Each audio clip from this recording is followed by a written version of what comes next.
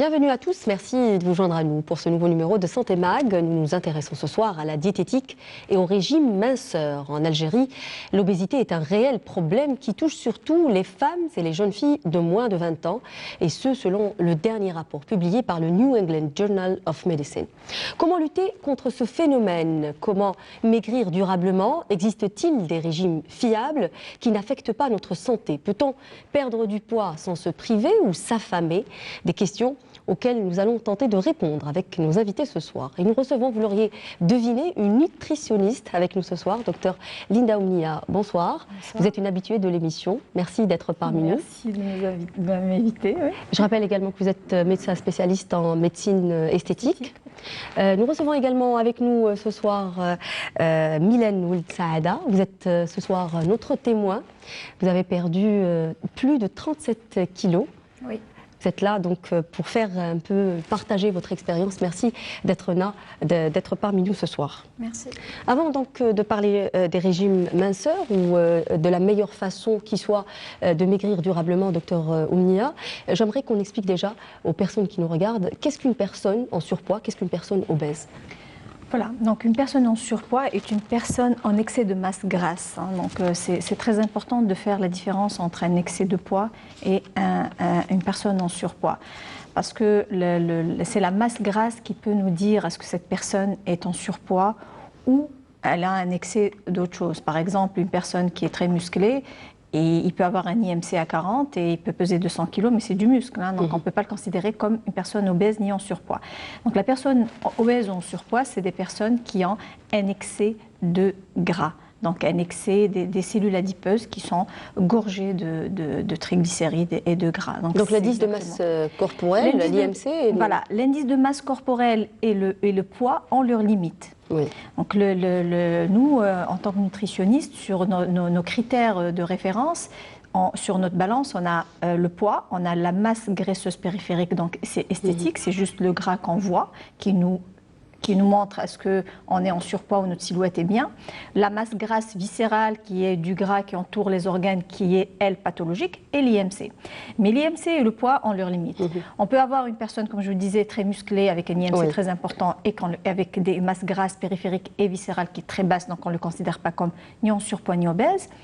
Alors qu'on peut avoir aussi une personne qui n'est pas de très grand poids, c'est-à-dire extérieurement, ce n'est pas quelqu'un qui a un poids très élevé et qui a un IMC par exemple à 27 ou à 28, mais avec une masse grasse de 50, c'est considéré comme une personne en grand surpoids. Oui, donc c'est très important de faire la différence entre le poids et la personne en surpoids par rapport à une obésité ou un surpoids. Oui. Donc le poids en lui-même n'est pas un critère de référence actuellement. En finalité. En finalité, oui.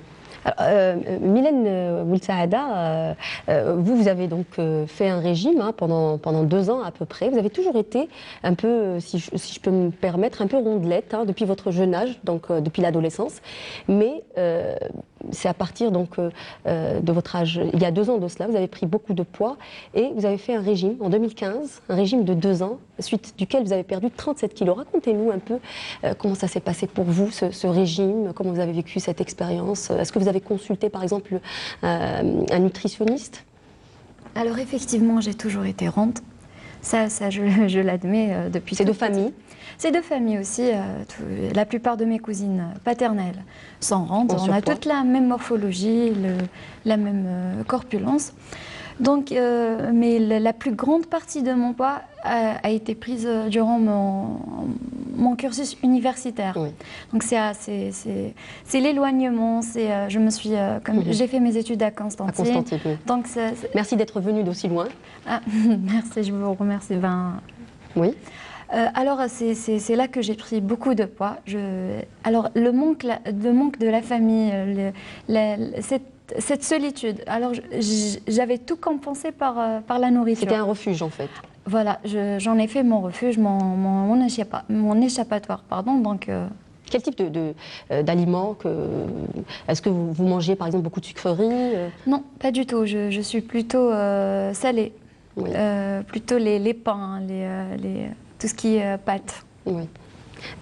Alors, docteur Omnia, dans le cas échéant, par exemple, elle le disait à l'instant, Mylène, que pour elle, ça a été, c'est-à-dire le facteur psychologique était très important dans la prise de poids. Oui. Est-ce que vous voyez beaucoup de cas qui sont comme ça? Est-ce que notre psychique joue un rôle important dans la prise de poids? Très très important, effectivement. Hein. Donc le refuge alimentaire est très très fréquent chez nous, soit à l'occasion d'un éloignement ou entrer à l'université aussi, c'est un stress. Découvrir l'âge adulte, une grossesse, l'adolescence, etc. Donc c'est des moments de la vie où vraiment il faut faire attention. Il y a un stress important qui n'est pas vu particulièrement, qui n'est pas extériorisé, mais qui est retrouvé. Et c'est une des causes de ce surpoids et d'obésité. Justement, on a souvent, comme a dit Mylène, elle a toujours été un petit peu en surpoids, donc elle a fait des rebonds adipositaires dans l'enfance. Et ces enfants qui font des rebonds adipositaires dans l'enfance sont sujets justement à l'occasion, donc ils ont ils sont prédisposés en fait. Prédisposés parce qu'ils ont un capital de cellules adipeuses qu'ils ont eu pendant l'enfance, et c'est à l'occasion d'entrer à l'université, d'une grossesse, d'une ménopause ou d'un stress quelconque, d'un décès, que ces personnes-là prennent du poids, évidemment, après, avec un point de départ qui est très important, c'est le déséquilibre entre des entrées et des sorties, de grosses entrées et des petites sorties. Donc, ils mangent beaucoup et ils sont sédentaires. Est-ce qu'on peut savoir quels sont les autres facteurs obésogènes, puisqu'il y a aussi le psychique, mais il y a d'autres facteurs certainement? Oui, le point de départ déjà, c'est le déséquilibre entre les entrées et les sorties. Ça, c'est le point de départ. Hein. Ensuite, évidemment, il y a des à côté comme... C'est-à-dire on mange plus qu'on brûle. Absolument. Donc, ils ne font pas de sport. Donc, la sédentarité, c'est une des causes principales aussi. Le manque de sommeil. Oui. À un moment donné, les mamans nous disaient eh ben non, les gens qui dorment bien, qui ont des nuits de sommeil, prennent moins de poids, surtout les enfants. Il y a aussi le côté génétique, il y a certains médicaments qui font prendre du poids. Donc il y a la thyroïde également, parce que l'hypothyroïdie également. Donc il y a beaucoup de facteurs qui sont la transition économique, les fast-food, on n'avait pas. Donc ça rentre aussi dans le déséquilibre entre les entrées et les sorties. Et tout ça fait que on prend du poids. Il y en a d'autres aussi. Hein, il y en a vraiment. En fait, c'est une triade aussi. Alors SAM, on appelle ça SAM, c'est ça. Sommeil, aliments et mouvement. Et mouvement. Et mouvement, tout simplement. Voilà, exactement. Oui. Alors on va voir un reportage justement qui va un peu nous expliquer qu'est-ce qu'un régime, puisqu'on a parlé un peu de prise de poids. On va passer au régime. Vous voyez ce reportage signé Farida Belmouslim qui revient un peu sur les régimes qui peuvent nous permettre justement de perdre d'une manière durable. Voyez le reportage. Un sujet de discussion favori, le régime et la volonté de perdre du poids, surtout en cette saison. Mais avant de commencer, savez-vous ce que signifie un régime vraiment ? Il y a différentes sortes de régimes. Hein. Donc, il y a des régimes pour des pathologies, il y a des régimes pour des allergies. Et évidemment, nous, on va parler des régimes amincissants et amaigrissants qui nous permettent de perdre du poids. Donc, un régime est une restriction d'un aliment donné qui va nous permettre d'avoir un objectif donné, qui va nous permettre de faire des restrictions et de diminuer tout ce qui est apport énergétique qui va nous permettre de perdre du poids. Perdre 4 kilos en une semaine, légère en un clic. Les titres attractifs des premières pages de magazines n'en manquent pas et la liste s'allonge. Qu'en-est-il de ces programmes proposés? Sont-ils sans danger pour notre santé? Toutes ces publicités, donc, elles sont effectivement très attirantes, mais un régime, moi je ne parlerai même pas d'un régime. Le plus important, c'est de savoir manger. Donc d'apprendre à se réalimenter, donc je parlerai plutôt d'adaptation alimentaire. Un régime qui va vous faire perdre du poids rapidement, c'est très mauvais pour la santé, effectivement. Sans suivi médical, surtout chez des personnes qui ont éventuellement des problèmes de santé. Donc c'est très dangereux de suivre ce genre de régime et ce n'est pas du tout recommandé. Ça fait plus de 15 ans que je suis en surpoids depuis mon premier accouchement. Et bon, j'ai fait des régimes, des petits régimes comme ça a donné, mais tout de suite après je reprenais plus que je me perdais. C'était une grande frustration, c'était des régimes à base de choux, que de la soupe et tout, c'était une grande... Pendant 7 jours, je perdais 4 à 5, 6 kilos, mais après tout de suite, 3-4 mois, dès que je recommençais à manger, c'était la reprise. Bon, après, occasionnellement je le faisais, mais après j'en avais marre, je me suis lâchée, je me suis dit, c'est normal. Pour mieux exposer tout ça, il faut savoir comment notre corps fonctionne, ce qu'il consomme pour son énergie et ce qu'il stocke. Quelles sont les bases de notre métabolisme? C'est quoi un muscle? Et que veut dire un tissu adipeux? On a différents paramètres. On a le poids, on a la masse grasse périphérique, on a la masse grasse viscérale, on a la masse musculaire, etc. Si on fait un régime sans activité physique, pas de sport, je parle d'activité physique sans bouger, à ce niveau-là, on va se rendre compte, moi quand une patiente elle vient, je vois l'impédance métrique, qu'il y a perte de poids, mais pas perte de masse grasse, eh ben je comprends tout de suite, je dis madame, vous n'avez pas fait d'activité physique, vous n'avez pas marché, elle me dit oui. Donc ça veut dire que le poids, quand on perd du poids, il faut qu'on perde de la graisse pour dire on a maigri. Si on perd du poids sans perdre de la graisse, donc on a perdu du muscle et dans ce cas-là on perdra plus d'amaigrissement, on parlera de perte de poids.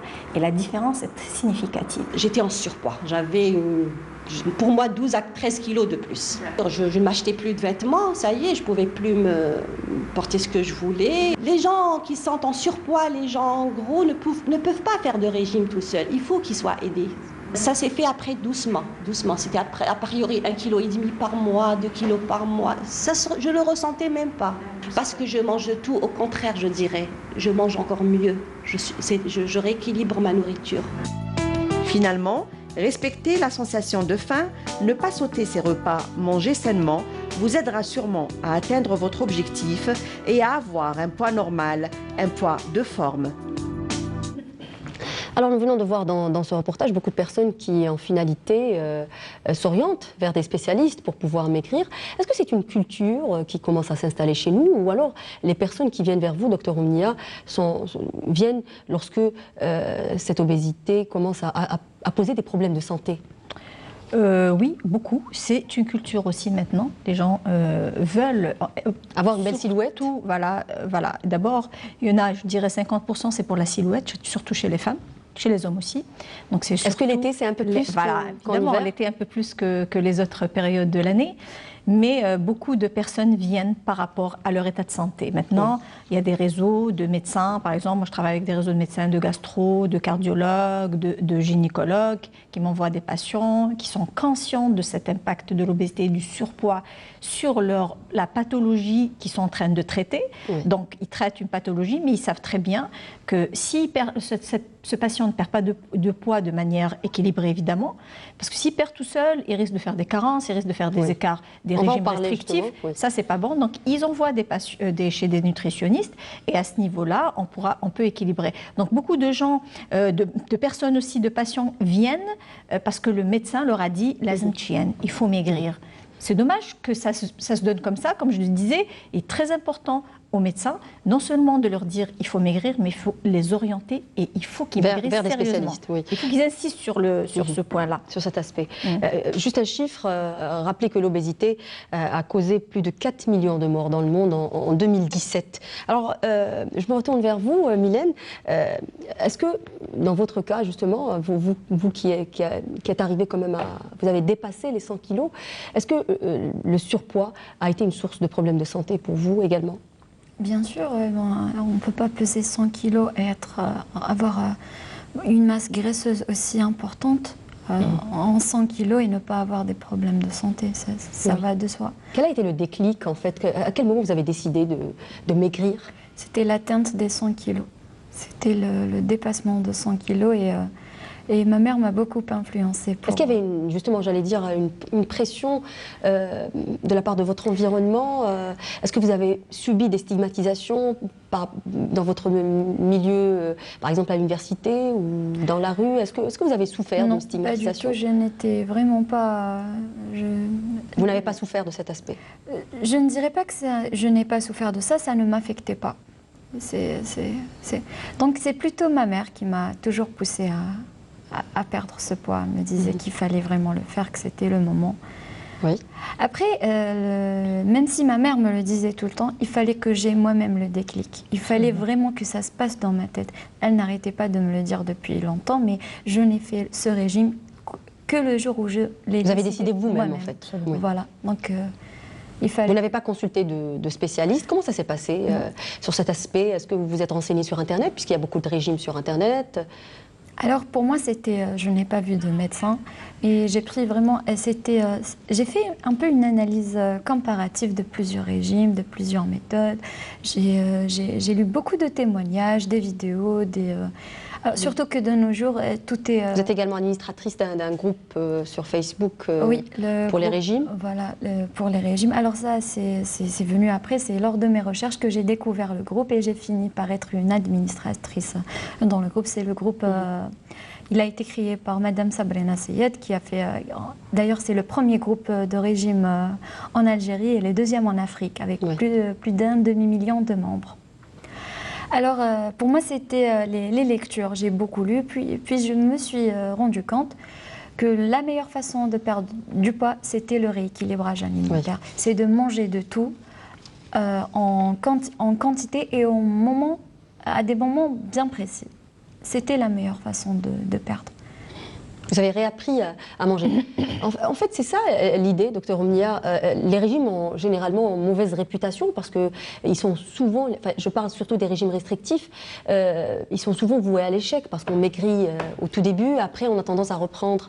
Alors, quelle est l'équation pour pouvoir maigrir durablement? Tout régime restrictif va nous donner un effet contraire après, hein, d'accord? Il faut vraiment, quand on fait, je ne parlerai même pas de régime, je parlerai d'une réadaptation alimentaire.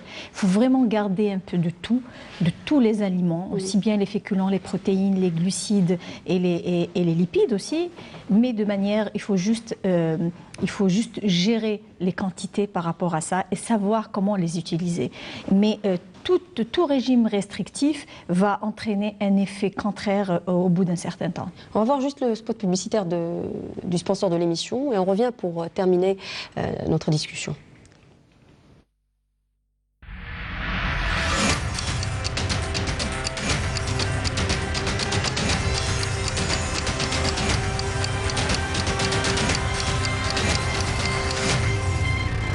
Santé Mag vous est présenté par Saïdal.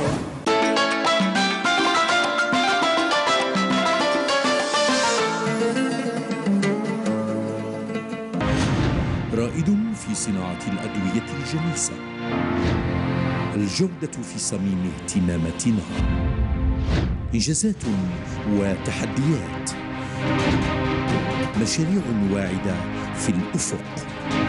ثقتكم هي قوتنا، خبرتنا في خدمة صحتكم. سايدال، مؤسسة في أوج النمو.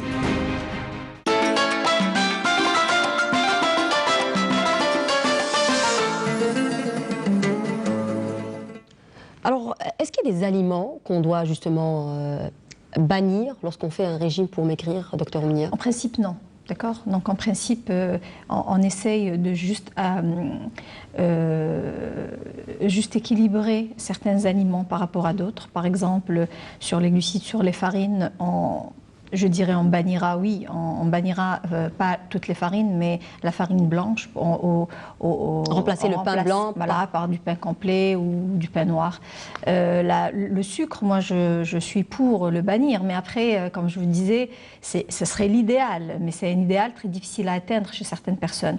Donc, ce serait bien de le substituer, c'est surtout le goût sucré qui les attire. Donc, on peut toujours le remplacer par des fruits, par des sirops de dattes, par des sirops de fructose qui pourraient les aider à un petit peu substituer ce goût.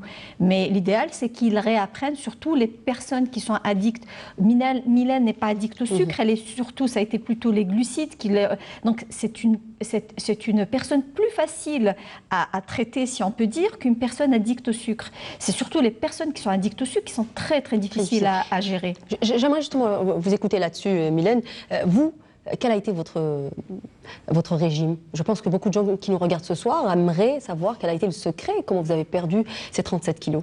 Alors, je vais commencer par dire que je ne suis pas au régime. Je mange seulement. Oui. Je mange. Vous avez réappris à manger? J'ai appris à manger quoi au bon moment. Donc, par exemple, je ne prends pas de féculents le soir. Par exemple, je prends de la protéine 3 fois par jour au minimum. Donc, j'ai juste appris. Vous ne mangez plus de pizza, vous ne mangez plus de... Là, c'était la base. Alors, à la base, je me suis lancé un défi, ne plus manger dehors, ne plus prendre de pâtisserie ou de viennoiserie. Pas du tout. Ouais. J'ai tout banni. Tout ce qui est industriel, tout ce qui est emballé, tout ce qui... Je ne mange que ce que j'ai préparé moi-même. Les repas dont je connais la composition. Oui. Voilà, c'était ça la base. J'ai banni tout ce qui est blanc, la farine blanche, le sucre et les produits laitiers. Ça, c'est mes ennemis. Oui. Docteur Mounier, ce qui est important dans un régime aussi, c'est la stabilisation, justement, la période de stabilisation du poids. Parce qu'on perd du poids, mais le plus important, c'est de pouvoir le stabiliser. Mylène, vous pesez 68 kilos depuis 2 ans maintenant, oui, c'est ça? C'est cette période de stabilisation qui est même plus importante. En fait, je ne dirais pas c'est facile de perdre du poids, c'est plutôt difficile pour certaines personnes, mais c'est plus facile de perdre du poids que de le stabiliser, que de garder cette perte de poids. Oui. En principe, si on doit perdre du poids sur 2 ans, on stabilise sur 2 ans. Mais malheureusement, beaucoup de patients disparaissent à un moment donné. Dès qu'ils arrivent à leur poids idéal, on commence la stabilisation. Ensuite, elles ont toujours ou ils ont du mal à revenir, dire bon, ben, maintenant je suis bien et tout. Et c'est à ce moment-là où les problèmes commencent et la reprise. Donc ce que je leur dis, c'est très important de perdre du poids, mais le plus important, c'est de le stabiliser. Cette stabilisation est primordiale pour... Comme disait Mylène, c'est une alimentation saine. Oui. Donc il faut rééquilibrer son alimentation. Mais ce rééquilibrage, à un moment donné, il y a des gens qui butent par rapport à ça. Oui. Vous me parlez de pizza, à la limite, quand on a envie de manger une pizza, quand on fait... On ne prend pas une pizza à 4 fromages. Voilà. D'abord, on peut se faire la pizza soi-même avec une farine de blé complet, avec de la tomate fraîche, avec des produits frais qu'on retrouve dans notre réfrigérateur. Oui. Et aussi, pour limiter la quantité de pizza qu'on mange, prendre une entrée avant. Donc, on peut se permettre des plaisirs, mais juste savoir comment le faire. On termine en répondant justement sur la question du jour. Donc, c'était le thème de cette émission. Est-ce qu'il serait possible donc, de maigrir durablement sans se priver ou s'affamer? Ah non, mais surtout pas s'affamer. Si on a envie de maigrir, il faut surtout pas s'affamer. Un régime, et surtout, il faut jamais avoir faim pendant un régime ou pendant un rééquilibrage alimentaire. Il faut avoir 3 principaux repas et 2 collations. Et les collations sont importantes. En fait, le fait d'avoir faim, ce n'est pas une bonne chose. Non, il ne faut pas avoir faim. Il ne faut pas faire les courses quand on a faim. Tout ça, c'est des clés. Et la restriction, quand on est très restrictif, c'est là où on craque. Et quand on a faim, quand on ne mange pas assez, et c'est là qu'on craque. Tout ça, par exemple, la collation de l'après-midi est très importante. On déjeune à midi et on dîne à 19h ou à 18h. C'est quand même beaucoup d'heures. Donc là, au milieu, il faut avoir une collation. C'est très important. Donc quand on a envie de faire un régime, il faut manger. Il faut bien manger, mais il faut savoir quoi manger. Voilà, merci donc pour maigrir durablement. Il ne faut surtout pas se priver. Au contraire, il faut maigrir graduellement. Le corps n'aime pas tout ce qui est brutal, n'aime pas être brutalisé. Voilà, merci d'avoir participé à cette émission. C'était la fin donc, de cette émission. Merci de l'avoir suivi. Je vous donne rendez-vous dans une semaine. Au revoir.